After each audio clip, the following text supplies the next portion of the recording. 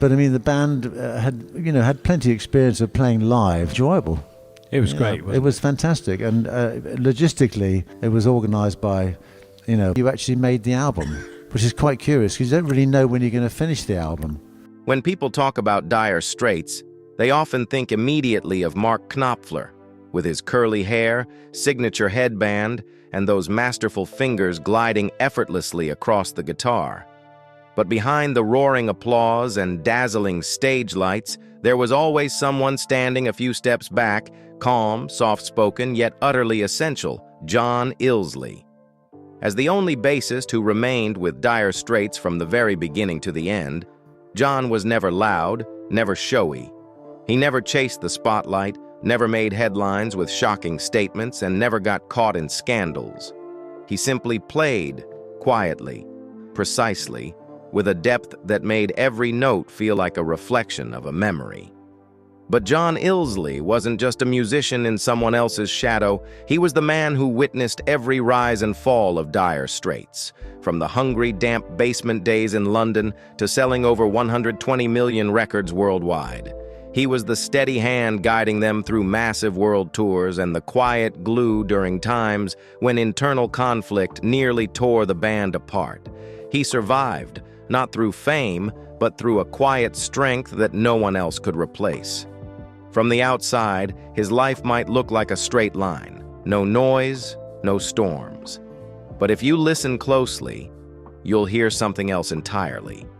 A low, resonant melody full of depth and restraint, the kind of sound that only emerges once all the noise has faded. So what makes someone like John Illsley, who never sought the limelight or pursued a flashy solo career, so deeply respected in the rock world? And why, after more than 4 decades, does his subtle bass line still echo in the minds of those moved to silence by brothers in arms?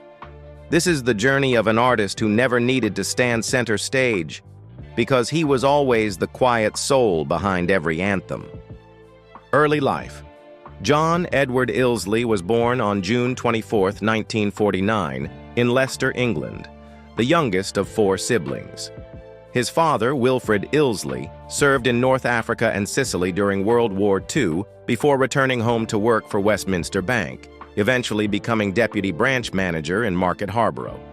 He was a disciplined, quiet man, but deeply sincere, the one who taught John the value of hard work and quiet resilience.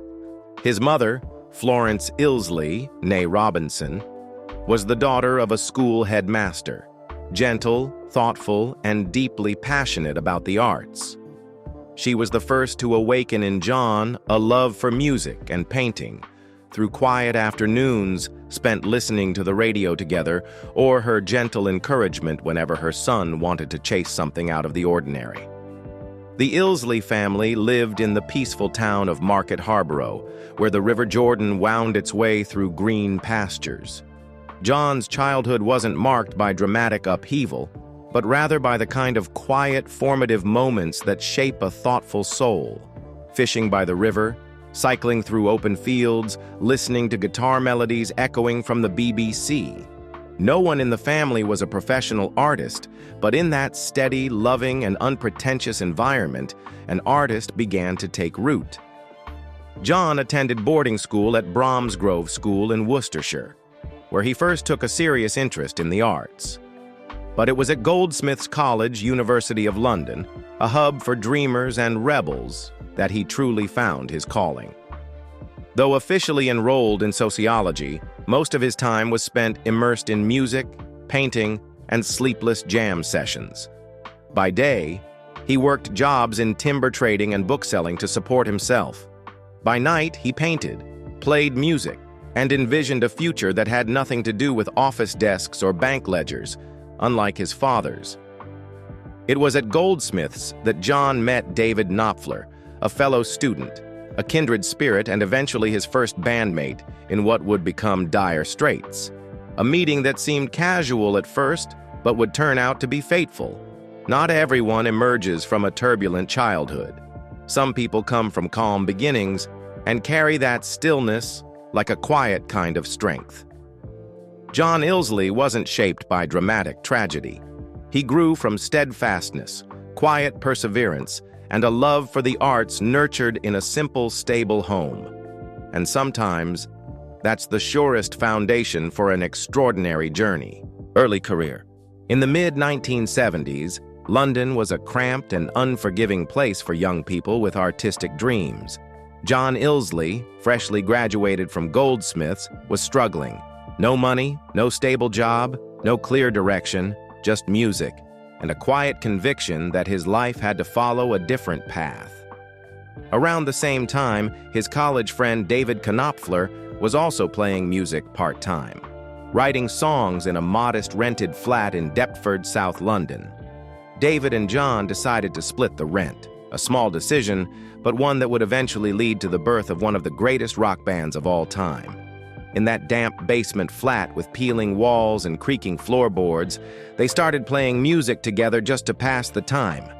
But then David invited his older brother, Mark Knopfler, to join in. From the very first jam session, John knew Mark was unlike anyone he had ever met. A delicate yet powerful guitar style, a gravelly voice, and a gift for storytelling that could hush an entire room. The three of them quickly discovered they shared more than musical taste. They shared a mindset, serious, grounded, and free from delusions. They soon brought in drummer Pick Withers, a seasoned and versatile player. The band was originally named Cafe Racers, but they soon changed it to Dire Straits, a nod to their dire financial circumstances. They lived on instant noodles, kept warm with a gas heater, and pooled change to buy guitar strings. But what set Dire Straits apart wasn't their poverty, it was the music they created within it. Raw, honest, stripped of glam or punk pretension.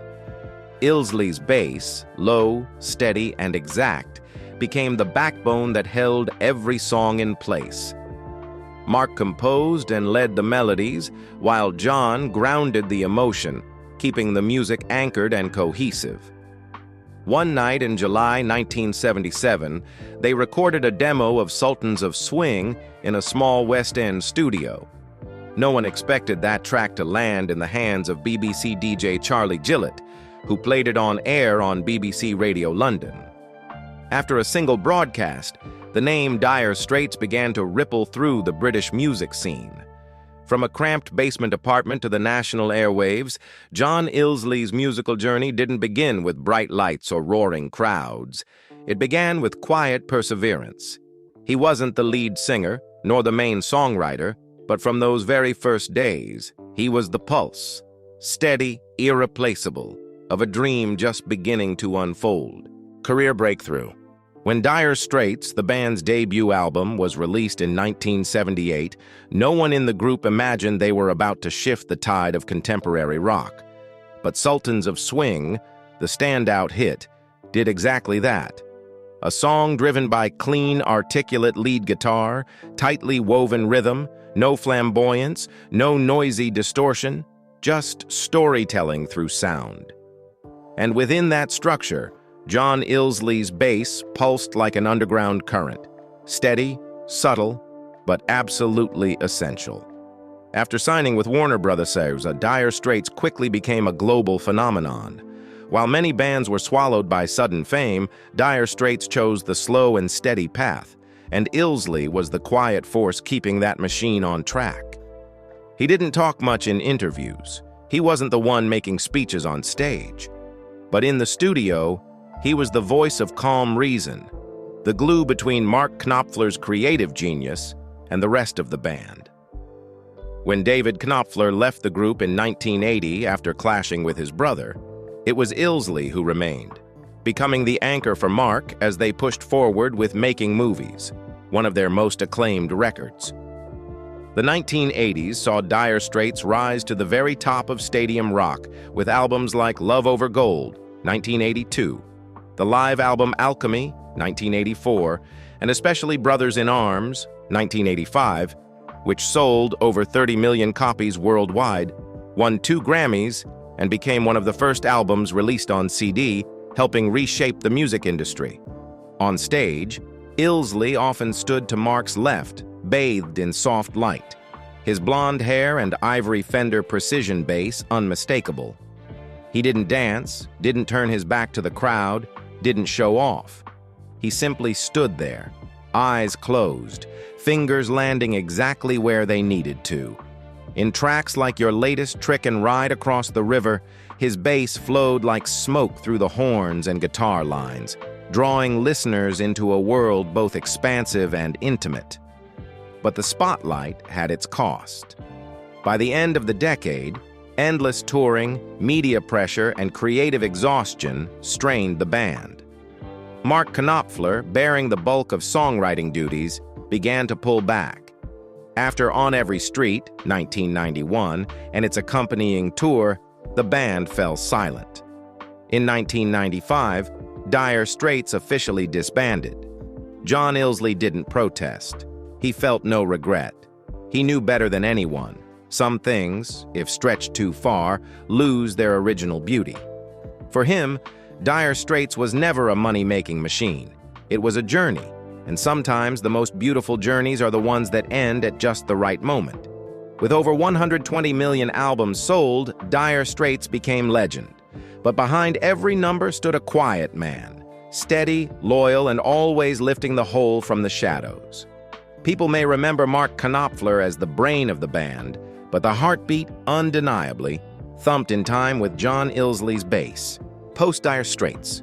When Dire Straits officially disbanded in 1995, John Illsley gave no farewell speech, held no press conference. He simply stepped away from the stage, just as he had stood there for nearly 2 decades, quietly, without demand, but always present. And while the world was still busy dissecting the band's enormous legacy, Illsley returned to himself, not to retreat, but to begin again on his own terms. No longer bound by packed schedules or the pressure of commercial success, Illsley began writing music as if in conversation with himself. His early solo recordings, Streets of Heaven, Testing the Water, were earthy, reflective, and personal. He wasn't aiming for radio play, he just wanted the songs to be honest. This was music not made for the market, but for those who knew how to listen. Though he didn't possess a powerful voice or a flashy technique, John sang like a storyteller. From album to album, Long Shadows, Coming Up for Air, and most recently, 8, 2022, he continued to prove that art doesn't need to shine brightly to matter. Sometimes it only needs to burn quietly, just enough to warm kindred souls. Music, however, wasn't the only language Illsley used to express himself. After stepping off the stage, he returned to an old passion, painting. He had loved to draw since youth, but it was only in stillness that he could fully embrace it. His paintings, many of them landscapes or abstract works, have been exhibited in London, New York, and Sydney, though he never saw them as commodities. Painting is like a wordless song, he said. It doesn't need anyone to listen, as long as I feel it's true. For Illsley, painting became a space to let go of rhythm and follow color, just as music once carried him through his brightest years. Music tells stories through sound. Painting tells them through color.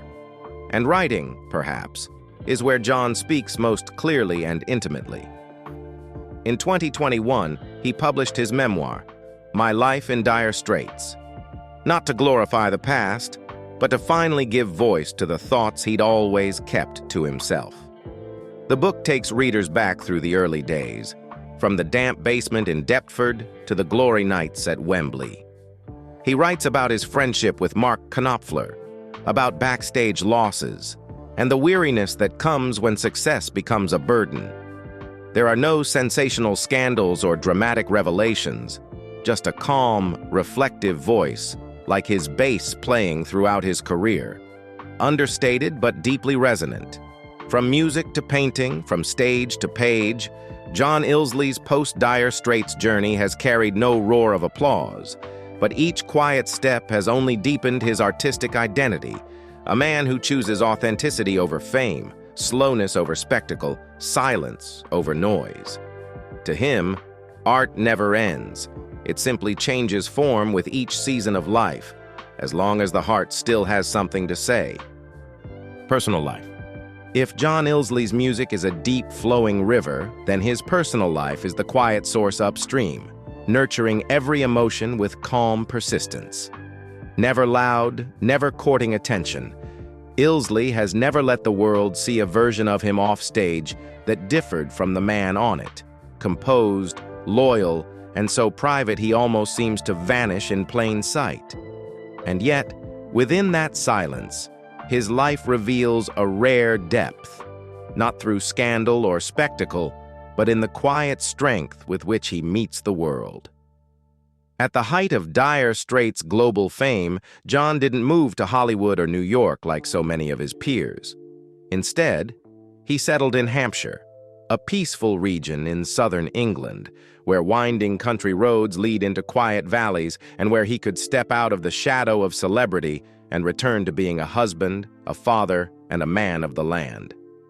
In his old countryside home, he lives with his wife, Stephanie, a woman he rarely mentions in interviews, not out of secrecy, but because he sees no need to display what is simply true. To John, a happy marriage doesn't need to be proven. It just needs to be protected. His daily life revolves around simple things: gardening, painting, running.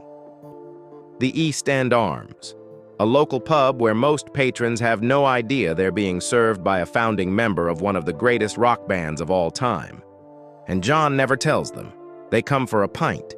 He stands quietly behind the bar, occasionally playing soft jazz in the late afternoon. That is his place, not under a spotlight, not on stage, but in the rhythm of real life, where the man behind the music is most at home. Of course, someone as quiet as Illsley hasn't escaped rumor. Some have whispered about an affair with Penthouse cover model Tracy Wallace after a Dire Straits tour stop in Sydney during the 1980s. It's even said she stayed briefly with him in an apartment in Point Piper.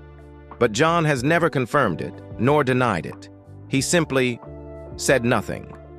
And in that silence, he gave his clearest answer. A private life, if not lived in privacy, loses its meaning. Perhaps the most profound thing few know about him is this. For years, John Illsley quietly battled leukemia. He didn't announce it. He didn't appear frail in public to seek sympathy. He didn't write songs about pain. He simply underwent treatment. And once he recovered, he mentioned it in his memoir like a silent punctuation mark in the score of his life. "I don't think I'm special for getting through it," he once said. "I just think, if I still feel inspired to paint, to play music, then it means I'm still living the way I want to live." For John Illsley, personal life isn't a retreat from the world. It's the only place where one can live truthfully. Not to prove anything, not to be flawless, but to be whole. There he is a husband, a father, a friend to nature and to himself. And it's there, outside the spotlight, that you see him most clearly. A man who has never stood center stage, yet remains at the very heart of a world where kindness, loyalty, and quiet strength shine brighter than any fame, legacy, and influence. John Illsley has never called himself a legend. He has no iconic quotes attached to his name, no flashy bass techniques that sparked critical debates. Yet it is precisely his restraint, his clarity of purpose, and unwavering loyalty to his musical identity that made him unforgettable. Not just in the hearts of Dire Straits fans, but in the eyes of countless musicians who came after. Illsley's influence didn't come from fronting the band. It came from his complete dedication to his role. As the only bassist to appear on every Dire Straits album, he was the musical axis that kept the band moving smoothly through its transitions, tensions, and internal fractures. When David Knopfler left, when long tours drained Mark's energy, it was John who held the remaining threads together, with composure, presence, and a quiet refusal to step away. Technically, his bass style stood in direct contrast to the showmanship that defined much of 1980s rock. He didn't play to dazzle. He played like a storyteller, each note placed exactly where it needed to be, with the right tone at the right moment. That's why tracks like Romeo and Juliet, your latest trick, or Brothers in Arms linger so long in the listener's mind. His bass didn't dominate the space. It supported and lifted the entire emotional structure of the song. Younger artists, from indie bassists to modern folk composers, have often cited Illsley as a model, a musician who never needed the spotlight to become irreplaceable. Kurt Weill, Johnny Marr, and members of the War on Drugs have all referred to him as one of the great timekeepers of that era.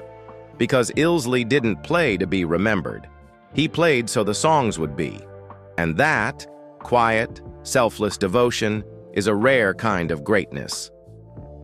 In 2018, when Dire Straits was inducted into the Rock and Roll Hall of Fame, John Illsley stood on stage, unassuming as always.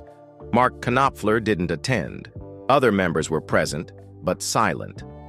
And yet, when John gave his brief speech, thanking his bandmates and fans around the world, the audience rose to its feet and applauded.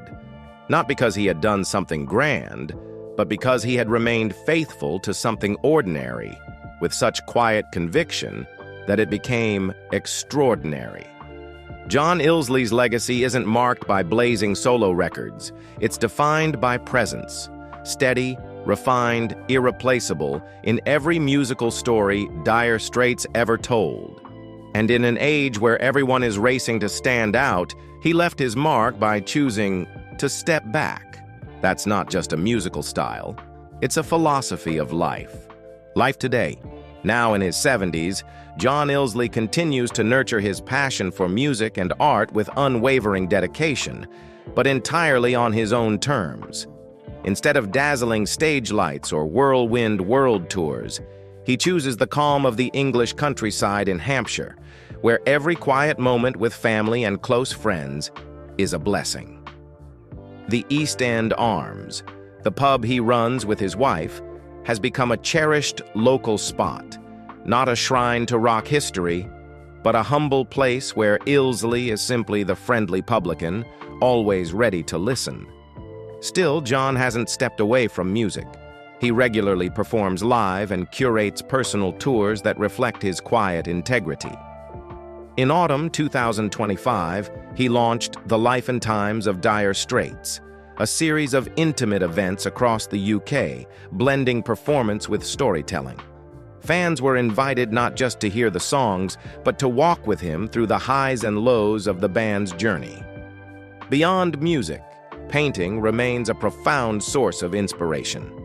In 2025, he held a joint exhibition with his daughter Jess, an artistic exchange between generations that revealed how creativity, like love, binds families across time. John also lends his energy to charitable and community efforts. In 2024, he took part in the Autumn Equinox Country Festival in Hampshire, a fundraising event supporting local causes. These moments underscore a lesser-seen side of him, the artist who stays rooted, who quietly gives back, and who believes in the power of collective good. In recent interviews, Illsley has spoken candidly about the musical legacy of Dire Straits, the values that shaped their sound, and the changing tides of the music industry. "We were just a small band playing in pubs," he said, "but it was that simplicity and honesty that allowed our music to last and truly touch people." Today, John Illsley's life is a testament to a quiet, enduring form of artistry. It's a life in perfect balance between music, painting, and the gentle rhythms of rural living. From this peaceful space, he continues to inspire those who value sincerity and substance over spectacle. He's never been the man at center stage. He's never needed to be. Illsley has always been the quiet foundation, the one holding the rhythm steady behind one of the greatest bands of all time. His life and career reflect the strength of quiet consistency, the beauty of staying true to oneself, and the quiet power of simplicity in a turbulent artistic world.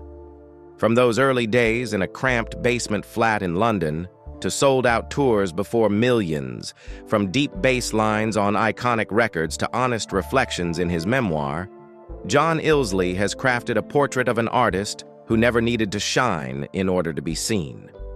In an era where noise is often mistaken for success, Illsley reminds us that the most lasting values don't come from shouting. They come from the steady, silent heartbeat beneath it all. If you've ever been moved by the warm thrum of Brothers in Arms or lost yourself in one of his gentle solo tracks, then you've already touched John Illsley's true legacy, a musical soul that never fades. Let us honor artists like him, the quiet, steadfast builders of anthems that outlive the spotlight. If you found John Illsley's story inspiring, don't forget to like, share, and comment below with the Dire Straits moment that has stayed with you the most. Thank you for joining us in celebrating the extraordinary life of an artist who never had to be loud to be unforgettable.